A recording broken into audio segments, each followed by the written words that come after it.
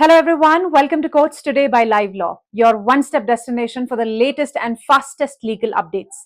I'm your host Urvashi Chauhan, bringing you day-to-day happenings, landmark judgments, crucial rulings and expert insights into the world of law. Starting with updates on the Delhi liquor policy case.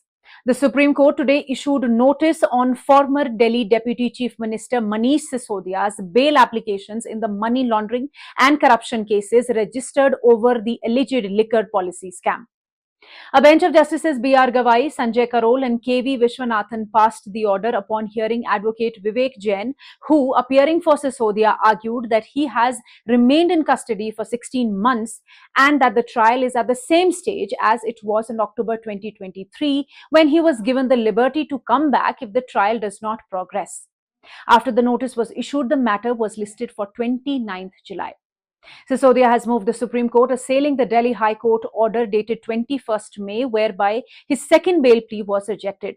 He is seeking bail in the cases filed by the CBI and the ED under the Prevention of Corruption Act and PMLA, respectively, in relation to the alleged liquor policy scam. He was first arrested by the CBI and ED on 26 February and 9th March last year, respectively. In another update, the Supreme Court Judge Justice Sanjay Kumar recused today from hearing of the bail plea of Hyderabad businessman Abhishek Boinpally, an accused in the same Delhi liquor policy case. The bench of Justices Sanjeev Khanna and Sanjay Kumar was dealing with Boinpally's special leave petition challenging a Delhi High Court judgment of July 2023 denying him bail.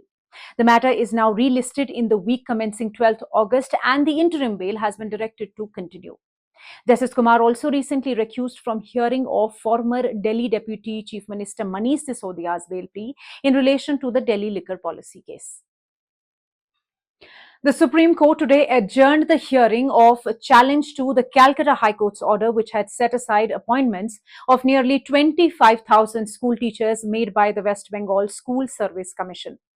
The bench led by CJI Chandrachud and Justices J.B. Pardiwala and Manoj Mishra, hearing the petitions filed by the state of West Bengal SSC and the affected candidates, directed the respondents, who are the original writ petitioners before the High Court, to file their counter affidavits within 2 weeks, failing which their right to file the counter will exhaust. These respondents had challenged the appointments made by the SSC as against them. The jobs had come under the scanner due to the infamous Cash for Jobs recruitment scam. On the previous hearing, the top court had passed an interim order protecting the appointments made in pursuance of the alleged West Bengal SSC recruitment scam, stating that those appointees whose appointments are found to be illegal shall be liable to refund their salaries. The top court has also permitted the CBI to continue its probe to determine the officials involved, but precluded the agency from taking any coercive steps.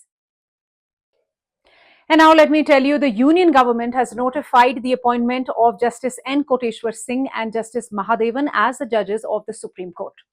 Last week, the Supreme Court Collegium had proposed elevation of Justice Singh and Mahadevan. Justice Singh, hailing from Manipur, is presently the Chief Justice of the High Court of Jammu and Kashmir and Ladakh. Justice Mahadevan is presently the acting Chief Justice of the Madras High Court. Let me tell you, with these appointments, the Apex Court will now function at its full strength of 34 judges once the two are sworn in. The Supreme Court has issued notice to the Union government on a writ petition filed by the state of Nagaland seeking sanction to prosecute 30 personnel of the Indian Army who are accused of killing 13 civilians during a botched up military operation in the Moon district in December 2021. On 4th December 2021, there was an incident in Oting village, Nagaland, where shots were fired at a pickup truck carrying minors by the alleged army personnel. FIRs were filed under various sections of the IPC in connection with this incident. Following this, the Nagaland Assembly held a special session and unanimously demanded the repeal of the Armed Forces Special Powers Act, or AFSPA, from Nagaland and the Northeast. But in July 2022, the Supreme Court had stayed the criminal prosecution against the accused officials after noting that the sanction under the Armed Forces Special Protection Act had not been obtained. Advocate General K.N. Balagopal appeared for the state and submitted that though the state police have evidence against the accused army men, the center has refused sanction for prosecution. A bench comprising CJI DY Chandrachud, Justices JB Pardewala and Manoj Mishra has now issued notice to the Ministry of Defence returnable in 6 weeks. In a significant development, retired Justice L. Narasimha Reddy told the Supreme Court today that he was resigning as the head of the Commission of Inquiry constituted by the Telangana government to investigate into the alleged irregularities in procuring power by the government led by previous Chief Minister K. Chandrasekhar Rao.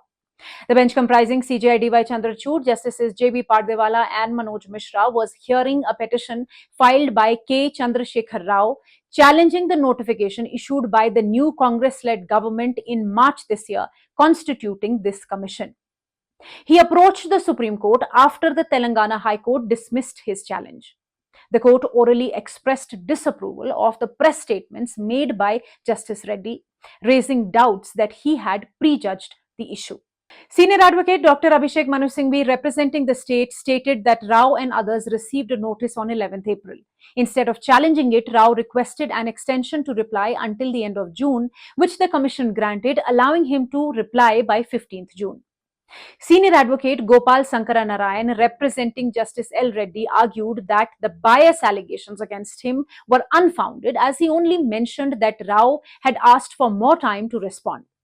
The CJI underscored that procedural fairness needed to be followed in the inquiry and that such fairness and justice should be visible in the conduct of the head of the commission as well. When the court asked the state government to replace the judge, Senior Advocate Singhvi requested time to seek instructions and the hearing was adjourned till 2 p.m. today. When the matter was taken up again, Justice Reddy's counsel informed the court that the former judge intended to resign. Recording this development in the order, the bench disposed of KCR's petition. In another update, the Union Ministry of Home Affairs has written to the state governments stating that police stations or places under the control of the police department cannot be designated as places for the examination of witnesses via audio, video, electronic means under the Bharatiya Nagrik Suraksha Sanhita or the BNSS.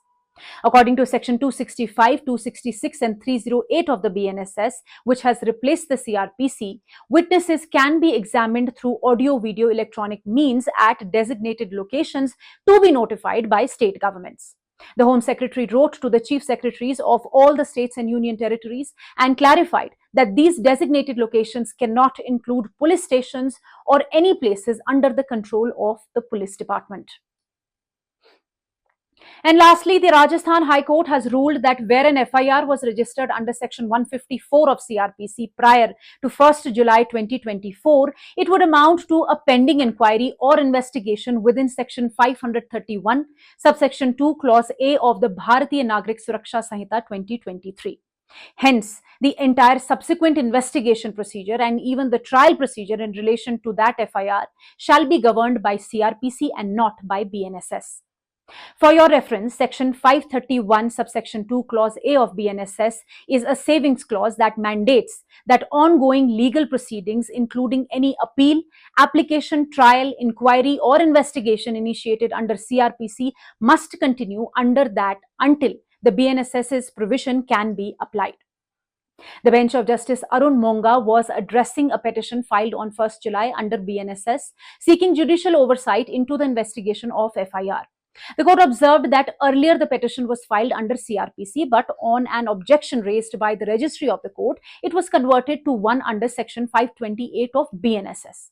Overruling the objection raised by the registry, the court ruled that what needed to be considered was the date of filing of the FIR and the law applicable on that date. In the present case, the court has held that since the FIR was registered prior to application of BNSS, it would be governed under CRPC. If you wish to know more details about the cases that I mentioned here, you can visit our website at www.livelaw.in. Stay ahead with quick legal updates only on Live Law. Do not forget to like, share and subscribe and support us. You can also support us by donating through the thanks button at the bottom of our videos or consider becoming a member at just 89 rupees per month.